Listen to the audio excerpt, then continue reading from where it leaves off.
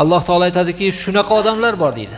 Robbim Alloh deb turib oxirgacha turib beradi. Shunaqa odamlarga vafot qilayotgan vaqti bor-ku, g'arg'ara kelib qolganda odam qo'rqib ketar ekan. Men o'lib qolyapmanmikin, ha? Men nima qildim ekan? Meni endi oqibatim nima bo'lar ekan? Bir amal qila olmadim, Xudo aytgandaqa degan tashvish kelib qolar ekan odamda. Xuddi shu vaqtda tatanazzalu alayhimul malaika, haligilarda oldiga shunday farishtalar uchib kelar ekan. Qo'rqma. Birinchi gap shu bor ekan. Alloh taolo aytadiki, qo'rqma deydigan farishta yuboraman o'sha qo'rqqan paytda deydi. Ularning belgisi shu. Alla taxofu va la tahzanu. Qo'rqmagin. Bu dunyo farzandlaring, bola chaqalaringni tashab ketib qolyapman, endi nima bo'lar ekan deb hijolat ham bo'lmagin. Sendan ko'ra yaxshi qaraydiganlar bor ularga. Va abshiru bil jannati allati kuntum tu'adun. Tirik yurgan paytingizda Robbim Alloh deb turib, shu gapingizda turib berdingiz. Shunaqa odamlarga bashorat bo'lgan, bilasizmi, jannatga kirasan deb. O'sha jannat